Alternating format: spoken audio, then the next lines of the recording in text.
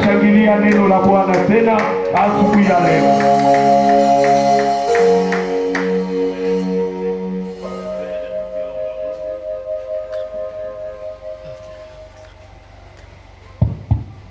Natuombe Mungu Baba, katika jina la Yesu, asubuhi hii ya leo ni yako pia. Roho Mtakatifu uliye pamoja nasi, unayesimamia kazi Kristo ambayo amefanya ndani yetu duniani, tunakutaka saa hii asubuhi, roho wa ufahamu na akili, roho wa ufunuo unayefunua maandiko matakatifu, iwe baraka kwetu, iwe uzima kwetu, iwe utajiri kwetu, iwe akili kwetu, iwe afya kwetu. Asante Yesu, tunabaki kimya mikononi mwako. Roho Mtakatifu, utufunulie baraka hizi, kwa sababu wewe ni Mungu pekee unayestahili kuaminiwa na kuabudiwa na walio wako. Sifa zetu za tangu asubuhi na maabudu zetu tangu asubuhi tumeyatoa mbele yako. Tunaelewa ni dhabihu takatifu mbele yako, sababu Mungu ulihakikisha ya kwamba mahali tulipo wewe yupo. Asante kutubariki kwa agano la damu yako na kutufanya wana wa ufalme na warithi watakayoritisha urithi huo siku zote hapa duniani, siku zote hapa duniani milele. Wewe ni Bwana wa mabwana. Tunakushukuru Mungu katika jina la Yesu Kristo. Amen. Tushangilie Yesu na tukae. Na tukae. Bwana Yesu asifiwe. Tunabariki Mungu aliye hai. Mungu ni mwema, anayetenda maajabu kwa wakati wote na kwa kila siku na kwa kila dakika. Yesu ni mwema, habadilike. Neno la Kristo majuzi tulisikia ni mbegu inayopandwa, na hakika mbegu yenyewe inaota. Hivi tunabariki Roho Mtakatifu anayejaza mbegu hii na mvua wa mbingu unayonyesha, ili mbegu hii ionekane kilipuka kimeuziza. Tutafungua Waebrania sura 11 andiko la 11. Waebrania kwa asubuhi ya leo, baraka Mungu anapenda tubariki asubuhi ya leo. Waebrania sura 11 andiko la 11.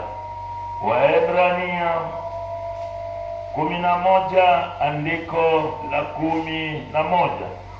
Ikiwa tumepata andiko hili, tutaingia kwa usomi, tuone Roho Mtakatifu anazungumza na sisi nini asubuhi ya leo. Waebrania 11 andiko la 11 linasema hivi: kwa imani hata Sara mwenyewe alipokea uwezo kupata mimba, akazaa mtoto wakati alipokuwa amepita wakati wake, kwa sababu alimhesabu yeye aliyeahidi kuwa muaminifu. Katika andiko hili tunataka fikiria, sababu ni jana tuligusia kitu kilicho muhimu. Ni kwa nini ni mhubiri Yesu, ama ni kwa nini niamini Yesu? Sababu Yesu ni kweli. Jana tulipomfuata, tuliposikiza neno alilotuambia, tulimwona Yesu ndani yake ni yule anayeondoa mauti katika maisha yetu, ni yule aliyetufanya kuwa hai ndani yake. Hivi kuamini Yesu ni kitu kilicho cha maana sana, na kuhubiri Yesu ni lazima. Tunahubiri Kristo kwa kila nyakati na kwa kila dakika. Katika andiko hili ni Mungu anazungumza na Sara.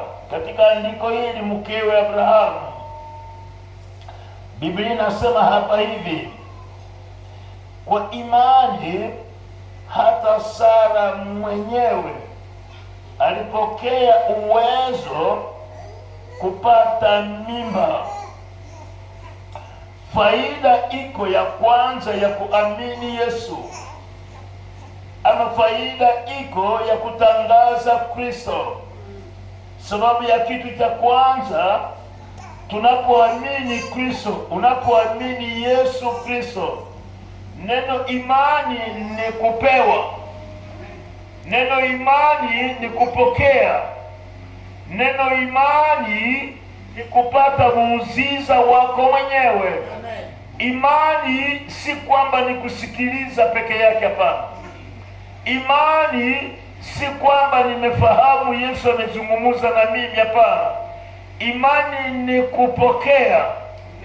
Jinsi nimepokea mikrofoni mikononi mwangu, na nikiulizwa swali, una nini? Kuna kitu nitaweza kutetea kilicho mikononi mwangu, kilicho changu mwenyewe.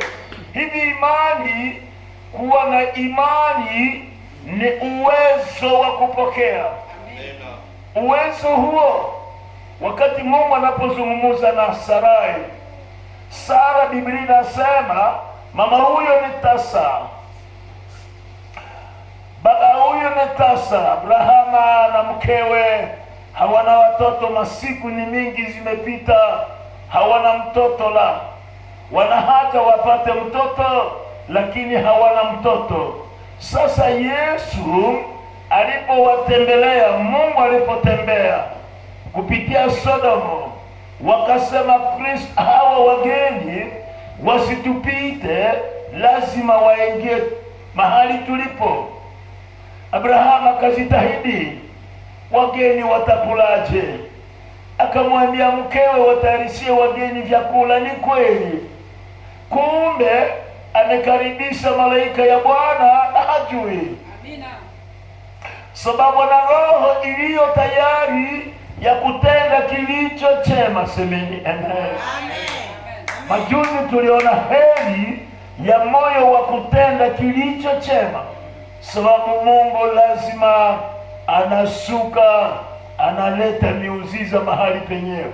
Hivi katika andiko hili, walipopokea wageni, Mungu akamwambia, malaika akamwambia, anasema, mama, kwa mwaka huu, kesho, nyakati kama hii, utakutana umekumbatia, una mtoto mikononi mwako. Amen. Jambo lisilowezekana kwa mtu. Sababu katika andiko hili linahakikisha Sarai alikuwa amemaliza miaka ya kuzaa, hafikiria anaweza tena kuzaa mtoto. Lakini neno imani lina uwezo uliokwenda haribu kile kilichosababisha mama asizae. Pigia Yesu makofi mapema. Natangaza muujiza asubuhi ya leo. Imani unayo imekwenda haribu roho mbaya ya kuzuia iliyokuwa na baraka yako. Pigia Yesu makofi katika jina la Yesu. Amen. Kuamini Yesu ni kupokea, ni kupokea uwezo utakayoharibu kilicho kukataza usipokee lengo la baraka zako. Na kwa sababu ya hii, huyo mama alipomwamini Yesu, mara moja uwezo wa Mungu ukaonekana kwa Sarai. Jambo la kwanza, pepo iliyokuinizuia mama siwe na mtoto na baba siwe na mtoto, jambo la kwanza, kwa ajili ya kupokea Kristo, uwezo huo ukaharibu tatizo lile. Semeni amen. Siku ya leo wapendwa, tunapoamkia hapa hekaluni, neno imani, kile kilichokuwa kinakwama katika maisha yako, pengine ni njia ya kazi, pengine ni njia ya kitu fulani, pengine ni baraka fulani unayofikiria, saa hii natangaza mamlaka hii kwa jina la Yesu. Ukutane, mlango imefunguka ya baraka yako. Semeni amen. katika jina la Yesu. Lango limefunguliwa. Wapendwa, lile lingalikuwa tatizo likaondolewa, sababu imani ni kupewa. Yesu ameingia. Warumi nasema nini? Imani ni kusikiza tu. Imani ni kuja kwa kusikia habari ya Kristo, sio ya Mungu. Hapana, sababu Yesu anakuja atayarishe au tutendee mema, aharibu kilichokuwa hakifai, ili Kristo aonekane ndani yetu na miujiza ya mbinguni ifanyike katika maisha yetu. Hili jambo la kwanza, imani inafungua njia iliyokuwa haiwezi fungulikana. Pengine unataka kazi, pengine unataka biashara, pengine unataka safari, pengine unataka cheo, pengine wewe shuleni akili nakataa, lakini imani ni uwezo wa kuharibu ile laana iliyokuwa ikizuia usipokee baraka zako. Na kwa sababu ya hii, Yesu ni kweli ni wa kuaminiwa. Yesu ni kweli ni wa kuhubiriwa, sababu yeye ni lango la baraka kwetu. Semeni amen. Tukalisoma maandiko mengine, tunakutana Yesu Paulo akisema, ninaona Yesu ni mwema, nimefunguliwa lango kubwa la miujiza ya ajabu. Tungalisoma kitabu ya Ufunuo, tungalimkutana ni andiko la maana, tuligusie Ufunuo 7. Ufunuo 7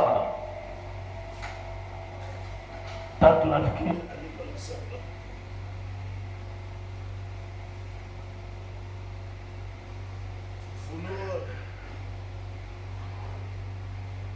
Ufunuo 3 andiko la 7. Sijui ni tamu kwa nini nakataa. Ufunuo 3 andiko la 7 inasema hivi: na kwa malaika ya kanisa la Filadelfia andika, maneno haya anayasema yeye aliye mtakatifu, aliye wa kweli, aliye na ufunguo wa Daudi, naye anafungua wala hapana mtu atakayefunga, naye amefunga wala hapana mtu anayefungua. Andiko linasema hapa hivi, mimi nina uwezo wa ufunguo wa kuja kwenye nyumba ya Daudi, wa kuja kwenye familia la Daudi. Jambo la kwanza, ninafungua lango la baraka kwa Daudi. Semeni amen. Ninafungua lango la uzima kwa nyumba ya Daudi. Ninafungua lango la macheo kwa nyumba ya Daudi. Ninafungua mlango wa akili, wa uwezo wa kila kitu chochote katika nyumba ya Daudi, na ninatangaza hadharani, ile lango ambalo nimefungua hakuna atakayezuia. Pigia Yesu makofi yake.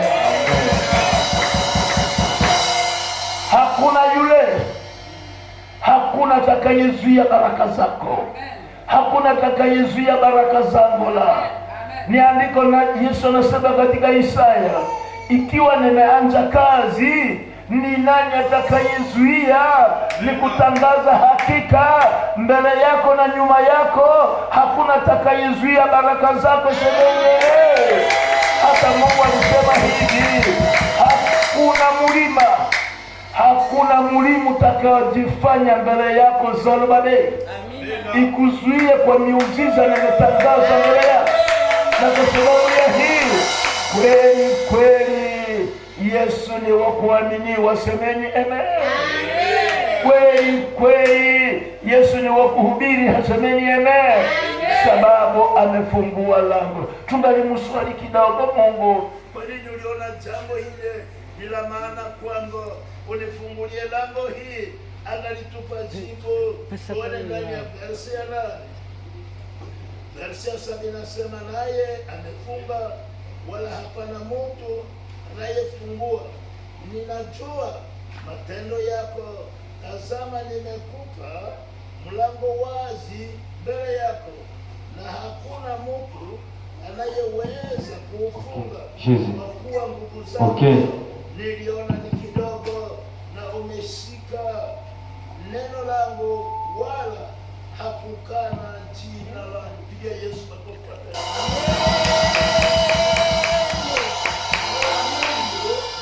Roho wa Mungu, tungalimswali Baba, kwa nini unakubali ufungue lango hili? Mara moja Roho ya Mungu analeta jibu, anasema, niliona nguvu zako ni kidogo. Nisiposuka mimi Yesu nitoke mbinguni nije nikupe nguvu nikusaidie, kamwe hungaliweza lolote la. Pigia Yesu makofi. Kamwe hungaliweza lolote. Na hili naniruhusu mimi Kristo nije duniani kwa ajili yako, sababu sikukuja dunia kwa kutembea no. Nilikuja kwa ajili yako. Niliona kitu kimoja kilicho muhimu kwa vitu vingine vyote ulivyokuwa ukiwa navyo duniani. Nilipokutazama nikaona neno lako, neno langu ndani yako. Sipigie makofi. Mimi Mungu niliona neno langu moyoni mwako. Haleluya. Hebu wapendwa, ni raha kubwa, ni baraka kubwa Yesu atamke neno lililo muhimu mbele yetu. Amina. Sababu si wote walio na neno la Kristo moyoni lao. Si wote. Si wote. Tunalisoma katika kitabu ya Warumi, nasema nini? Nafasi yenyewe nasema, wengine wana nia zinazopigana na ukweli wa Mungu, zilizo adui ya Kristo. Hata onyo la Roho Mtakatifu likitoka mbinguni limzungumzie, yatasema Mungu iko nini? Mungu ni nani? Hapa sina haja ya Mungu, lakini andiko linasema hapa, nilikuona nilipokutazama, nikaona neno langu moyoni mwako. Haleluya. Na kwa sababu ya hii nikaja nikakufungulia lango, nikakupa tena uwezo wa kutawala kila nafasi uendapo ulipo. Fahamu umekanyaka nyoka na ngege. Yesu makofi. Lazima Yesu ni wa kuaminiwa. Ni kweli, siku moja mama huyo Sara akajikuta ana kijana anayeitwa Isaka.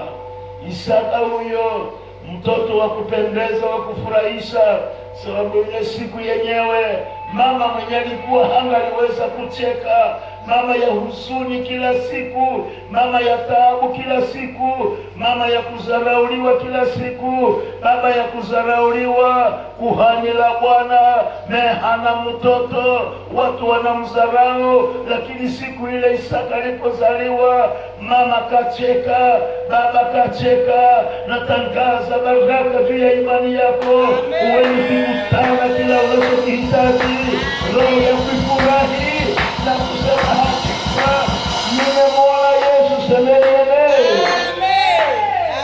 Roho zifurahi zikisema hakika Yesu hauko muongo. Ninakupenda, nimekuona, umenibariki, hii nilio nacho ni changu. Ukae ufikirie, ni yangu ama si yangu? Na ni yako mwenyewe. Semeni neema hiyo ndio inayoacha lazima tunamhubiri Yesu, lazima tunamwamini Yesu, lazima tunatangaza ukweli wa Bwana, kwa sababu Yesu pekee ni yeye ambaye mfalme anayefaa, anayestahili utukufu na heshima ni kwake milele kwa milele. Nimefungua lango. Mungu anasema nimefungua lango, na lango hilo niliona wewe ni dhaifu, nilikuona wewe ni dhaifu, na kwa sababu ya hii nikaja nikakupa uwezo. Wapendwa, kuamini Yesu ni kitu kilicho muhimu, sababu Mungu ameweka neno lake lenye uwezo ndani yetu. Amen. Semeni amen. Amen. Linalotuwezesha tumkemee Satani ambaye hatungalisubutu kusema mbele yake la, lakini kwa neno hilo la uwezo limetuwezesha, limetupa mamlaka ya kuongoa, kumkoa nguvu zote za giza kwa jina la Yesu. Limetupa uwezo wa kuharibu katika jina la Yesu. Limetupa uwezo wa kubomoa chochote kisicho na maana kwa jina la Yesu. Neno hilo linatuwezesha kujenga kitakachodumu milele. Pigia Yesu makofi.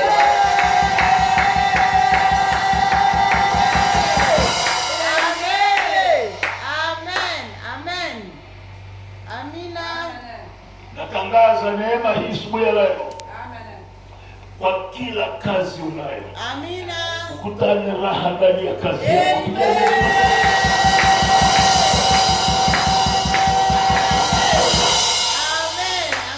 Katika andiko hili natangaza muujiza huu kwa watoto unao. Ukutane miujiza ya milipuko ndani yao katika jina la Yesu.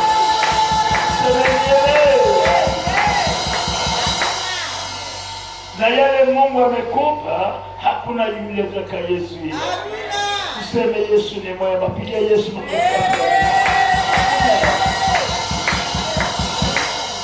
Hakuna na hata kuwepo la. Hakuna. Yesu ni mwema. Sababu tukimkutana katika kitabu ya Mathayo mwenyewe anasema hivi, mimi pekee ndiye mwamba wa kanisa. Na wanajengwa kwangu mimi Yesu. Amina. Na ninatangaza hadharani, hata milango ya kuzimu ikifikiria mke ibomoe, haitaliweza kanisa langu. Pigia Yesu makofi.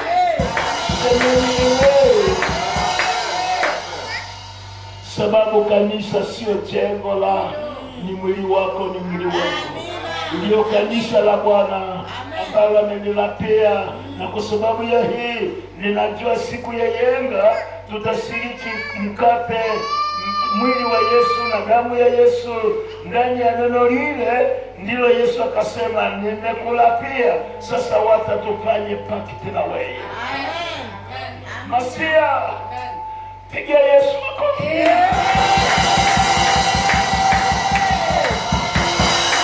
Tunafanya pakiti na Yesu.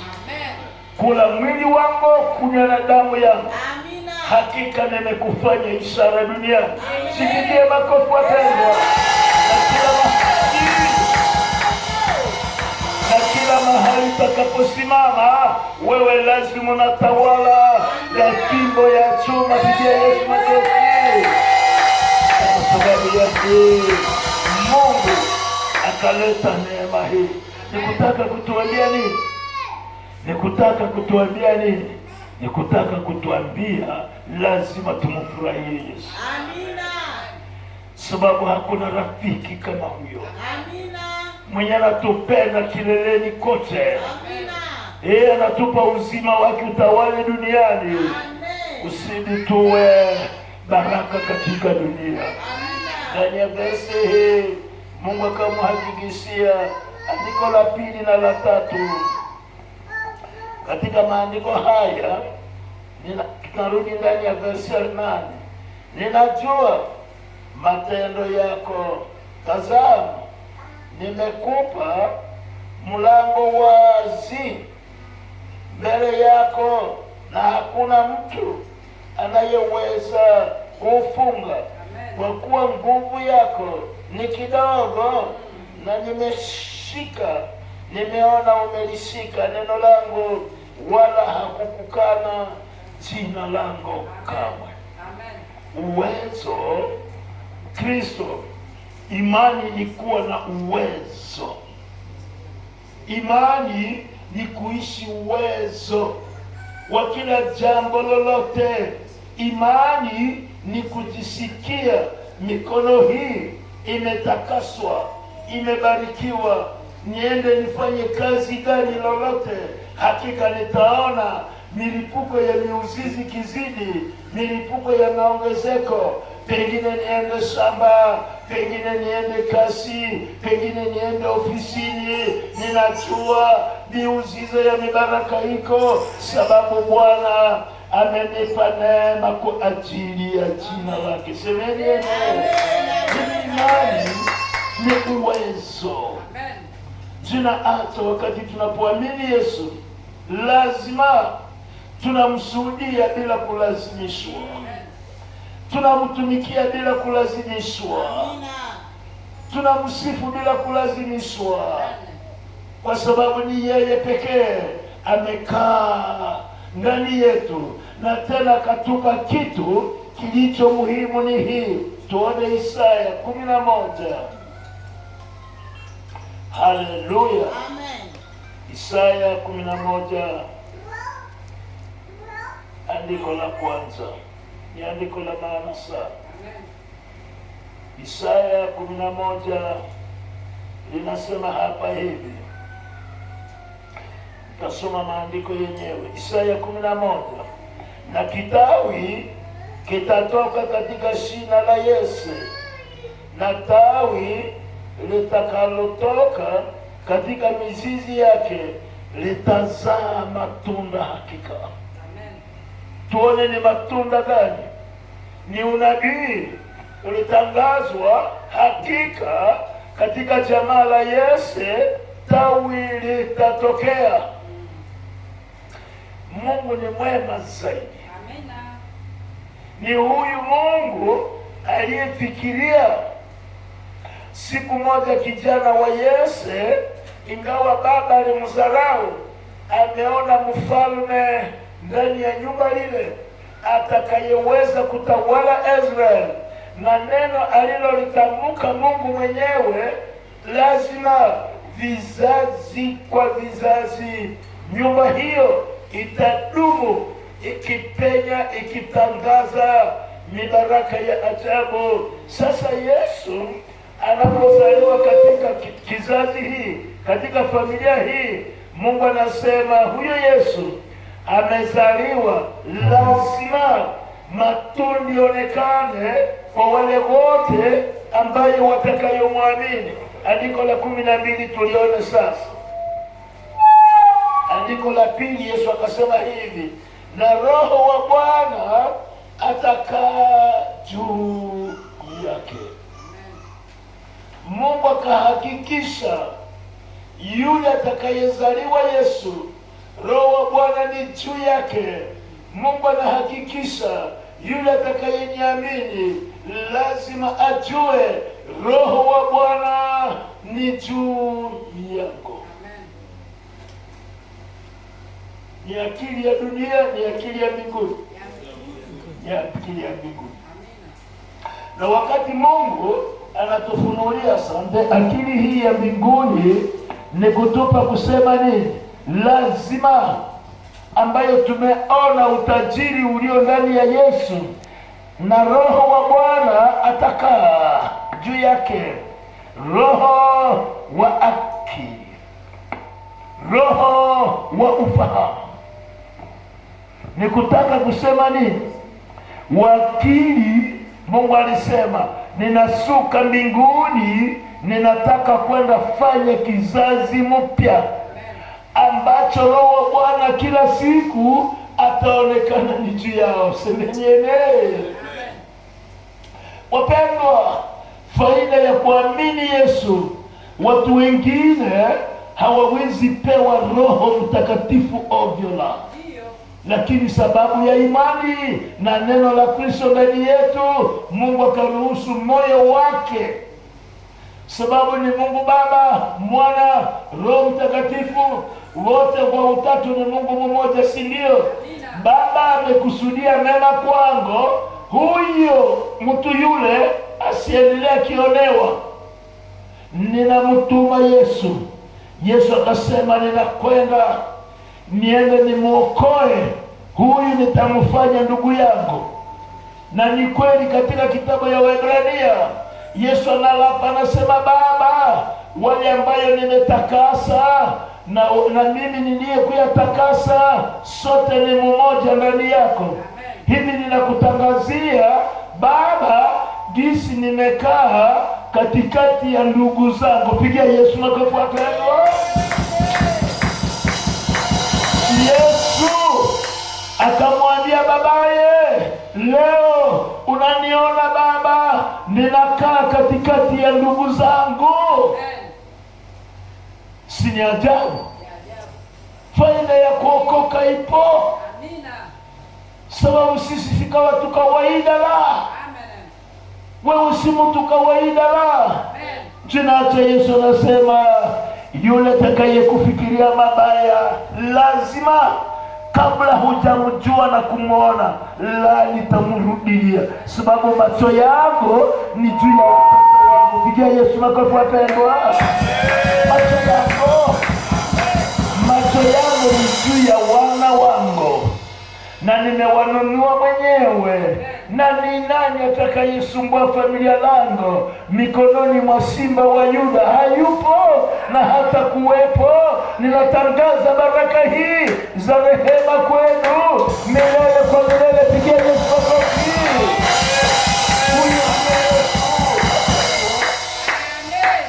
Lazima Yesu atuoneshe faida ya kuamini.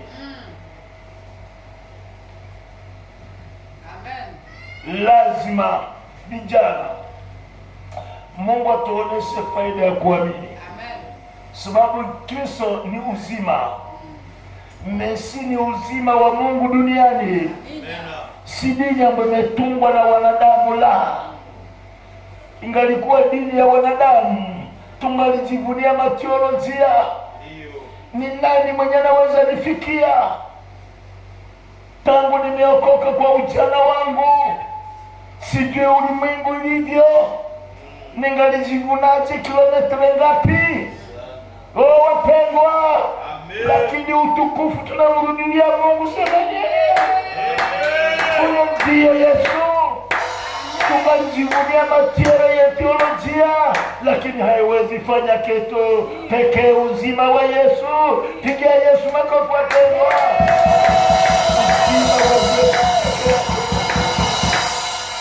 Uzima wa Yesu inatosha kwetu. Sababu tunakutana baraka. Ni kweli jambo muhimu la ajabu. Roho wa Mungu natangaza tembee pamoja na nyinyi wapendwa. Semeni amen. Sababu Mungu aliona Yesu amemaliza kazi, na Yesu alikuwa anafika nasema, Baba, nimetimiza mapenzi yako. Wanadamu wenye walitaka fikiriwa mabaya leo wamekombolewa. Yule aliyetaka kuharibisha amefariki, amekufa, ameharibiwa kwa jina la Yesu. Huyo Shetani wamekuwa huru. Na sasa hawa wenye kuwa huru, Roho wa Mungu ninaruhusu uje uwalinde milele yote. Pigie Yesu makofi.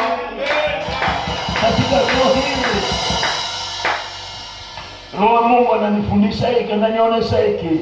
Katika neema ya Roho ya Mungu juu yako kote uendako, kwenye weusi kwa wazungu wafalme, wakuone unahitajika katika jina la Yesu. Wakuone mnakubalika, semeni amen. Uwepo wa Mungu tembee pamoja nanyi, semeni amen. Kuna uwepo wa Mungu unatembea pamoja na sisi. Baada huyasema, mawakili wanasema huyu ni mtu wa maana sana. Huyu anahitajika. Mtu kama huyu ndio tunahitaji kabla huyasema.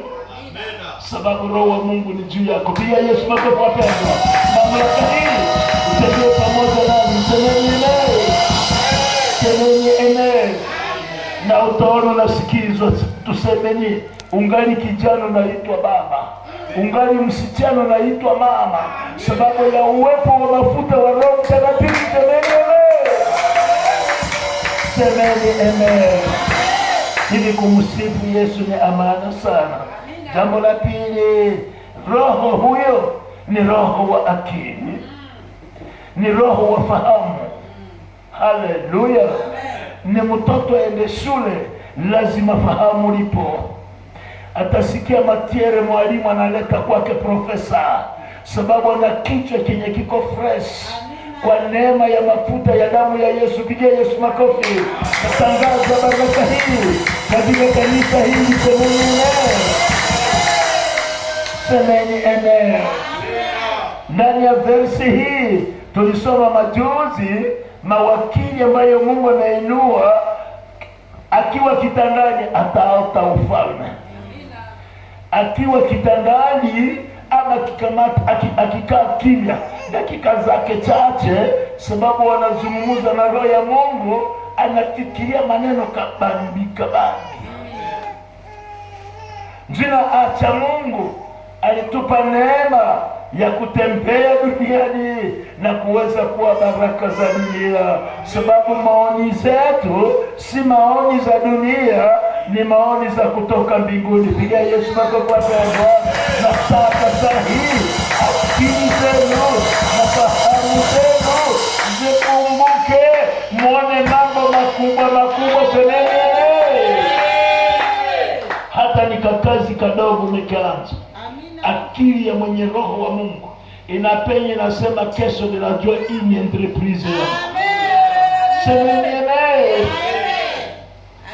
Sababu akili lipo la mbinguni, sababu Baba alituhakikishia ndani ya imani, anasema dunia na mali zote yote na kuyala kwake yote ni mali yangu mimi Mungu. Na sasa tulipookoka, Roho wa Mungu akatufunulia siri, akasema utajiri wote wa dunia ambao ni wa Mungu, si Mungu amekufanya mwanaye? Mungu amejifanya yeye ni baba yako, si amekwisha kufa na kufufuka? Sasa neno kufa kwake kulikupa uwezo wa kuridhisha utajiri wa baba duniani. Pigia Yesu makofi.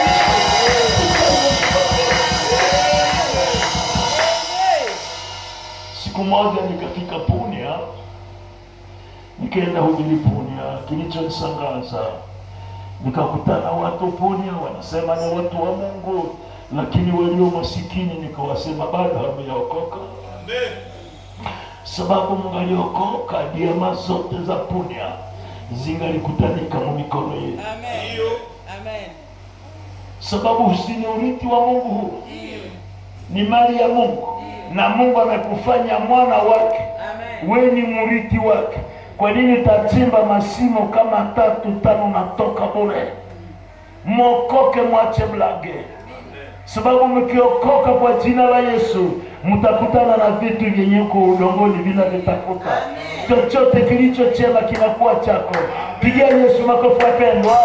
Siku ya leo kwa imani tunayo, chochote kilicho udongoni, utajiri wa Baba ni wangu, mikononi mwangu. Shangilia katika jina la Yesu. Tunatawala.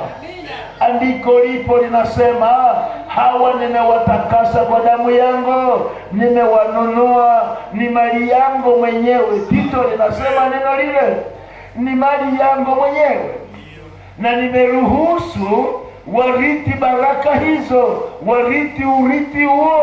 Tena jambo la pili, sababu ni wana wapendwa, watarithisha.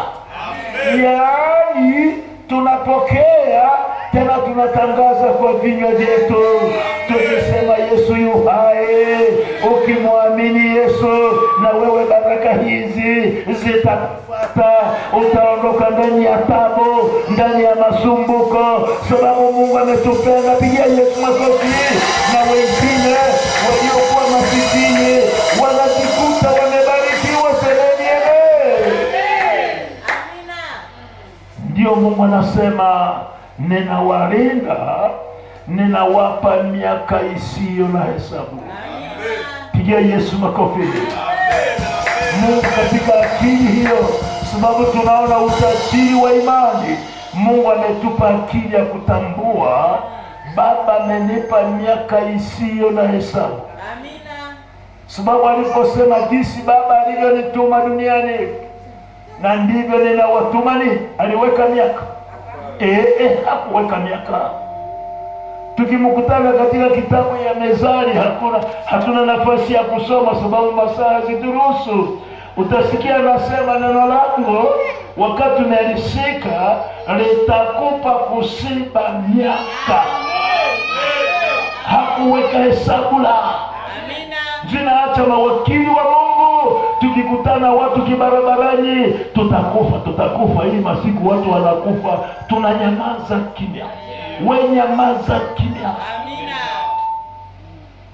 Hapa nazungumuza kwa vitu vya dunia. Ni kweli tutakufa huku kwetu kwenye vinane tumeyatalebe tukande iho ndirania mabihola na tukande hola. Yesu anatupa akili ya kusema mimi simo miongoni ya hawa. Mwenye anatoa programu ya maisha yangu ni Yesu pekee. Pigia Yesu makofi. Sababu dunia iko hivi, kuko watu wenye dhambi, wenye ulimwengu wana makondisio kadhalika. Amen. Pengine walimupa kondisio nitakupa utajiri, lakini kondisio ukisema neno hili wenyewe wataungana na neno lile, watapata maaksidenti, watakufa, na sasa utaendelea na kazi yako. Sasa acha kunasikia lugha ovyo. Jili hata tulipewa Roho Mtakatifu peke yake. Pigia Yesu makofi. Na mbele Roho Mtakatifu afike, Yesu akatangaza hadharani, akasema Elia. Ukikutana katika kitabu ya Yohana, Yesu anasema ni faida kwenu mimi nikiondoka, sababu nitakwenda omba Mungu awatumie Roho Mtakatifu, na huyo atakapofika ni yeye atakayewasaidia. Pigia Yesu makofi. Atakayewawezesha ya kwamba Yesu yumo ndani yangu. Si mimi ninayoishi, ni Yesu pekee. Ni Roho Mtakatifu atakayekuwa lida, kiongozi. Wacha tupite hapa, wacha tukwende hivi, wacha tutumike hivi. Lida ni Yesu, ni Roho Mtakatifu wa Bwana. Pigia Yesu makofi wa Yesu. Sababu Roho ni Yesu mwenyewe. Haleluya. Yesu ni Roho wa Bwana ni Yesu mwenyewe. Wapendwa, imani inafungua akili zetu ili tumjue Yesu vema. Tunamfuata bila woga, bila sakala, sababu Roho ametuhakikishia Yesu abirinjira. Ingawa hakukupita tetemeko ambalo sasa mwili natingizika, kunakuwa nini? Yesu Roho Mtakatifu anazungumza na mimi na wewe. Wewe si peke yake, Roho amekaa. Piga Yesu makofi. Yesu amekaa. Hivi kwako hakuna mchawi, hakuna mlotila, hakuna atakayekulaani la, sababu Yesu yumo, aliyeharibu shetani, asiyeweza kulaanika. Pigia Yesu makofi. Asiyeweza kuwa masikini, asiyeweza kushinda lolote. Pigia Yesu makofi. Roho ananihakikishia ya kwamba siwezi kuwa masikini la, sababu mwenye anakaa ndiye tajiri wa matajiri. Pigia Yesu makofi wapendwa. Huyo ndiye Yesu. Katika imani hiyo Mungu akasema kitu kingine. Tunapokwenda ukingo wa somo, pengine tutaiongoza saa 8, Mwanzo 22. Tunagusa tu kitu kimoja. Faida ya kuamini Yesu ni kupewa. Imani ni kupewa. Katika mavesi haya tungaliendelea, tungaligusia roho 7, lakini muda haupo. Tunagusia roho 2 ndani yetu. Ukamilifu wa roho 7 zote Mungu amezikubali na kuziruhusu ndani ya miili yetu. Haleluya. Haleluya. Mwanzo 12 ni andiko la maana sana. Verse ya 15. Malaika ya Bwana akaita Abrahamu mara ya pili toka mbingu, akasema, nimeapa kwa mimi mwenyewe, Bwana anasema, kwa sababu wewe ulifanya kitu hiki, wala hukukataa kunipa mwana wako wa pekee, basi katika kubariki nitakubariki, na katika kuongeza nitaongeza uzao wako kama nyota za mbinguni, kama mchanga ulio juu ya pwani ya bahari, na uzao wako watarithi lango za adui zako. Na kwa uzao wako mataifa yote ya dunia watabarikiwa, kwa sababu umetii sauti langu. Tupigie Yesu makofi. Andiko inamwambia Abrahamu tuachane na Abrahamu, sababu Abrahamu ndio mwenye alitoa mtoto wake. Sisi wanatuomba moyo peke yake, si ndio? Si wanatuomba tuamini peke yake. Haiko kusema muleta Isaka kute anza leta minyuko navyo. Si kuokoka ni kitu rahisi. Amen. Kubarikiwa ni kitu rahisi. Kupitia kukunywa chai. Chai ni ngumu, naweza kunywa, iko na choma midomo, unaweka tena taso pale ipumzike. Lakini kuokoka ni rahisi hata kuliko kukunywa chai. Semeniene. Sababu Mungu anataka niamini pekee. Yeye amesema, Elia, nimekufa msalabani kwa ajili yako. Usiteswe tena. Nimesikia, ninapokea, ninakubali na kuwa yangu. Basi saa ile mbingu limeingia. Pigia Yesu makofi. Hakusema si kwamba taniuliza kesho nilikuona munganga kule, anza kwenda tengeneza maneno ya nganga. Pigia Yesu makofi wapendwa, sababu anajua. Haleluya. Anajua atakapoingia Elia tena hana haja ya kile magiza, mara moja anifuata na anaishi miujiza. Natangaza baraka hii. Semeniene. Hivi Yesu anasema, sababu ya kuniamini ninalapa mbele yako, ninakubariki. Ninabariki na uzao wa tumbo lako. Kaya sana. Mungu mara moja anafikiria na watoto na wajukuu wake. Ninawabariki, na wale ambao ninabariki hakika watarithi utajiri na akili ya ajabu. Watarithi mamlaka ya ajabu.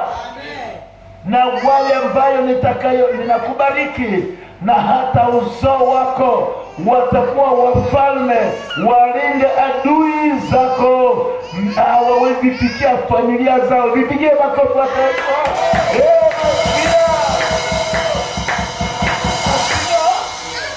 Yesu ni mwema wapendwa, sababu anatupa mamlaka. Kesho ujikute ni wewe pekee unalinda familia. Hakuna atakayechezea familia, sababu pengine ni mtu anasubutu, wewe yuko kule kileleni kwenye ufalme. Nani atasubutu na familia na uko kwenye mamlaka ya ufalme? Jipigie makofi vijana.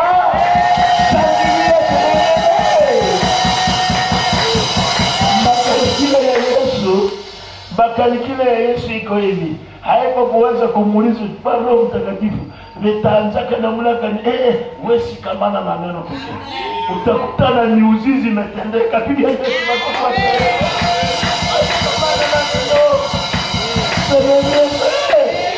Wewe heshimu, sangilia, imbia, gisi Mungu anafanya ile mitambo. Mbingu linawapenda, mbingu linawatayarishia miujiza ya ajabu kesho. Pigia Yesu makofi.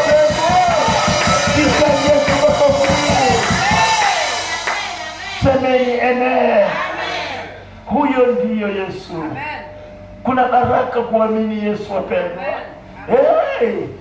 Kuna baraka. Wote wenye wanakasirika juu ya Yesu, Biblia inasema macho yetu yataona wakiangamia. Macho yetu yataona wakididimia. Basi kusudi turinge ndani ya kitu kuokoka, kusudi tutembee tukiringa, tukipenya utukufu wa ajabu. Watu wakikutamani wakisema kumbe na yeko iko na jango sahi wewe watoka ute ujue iko Yesu. Bila Yesu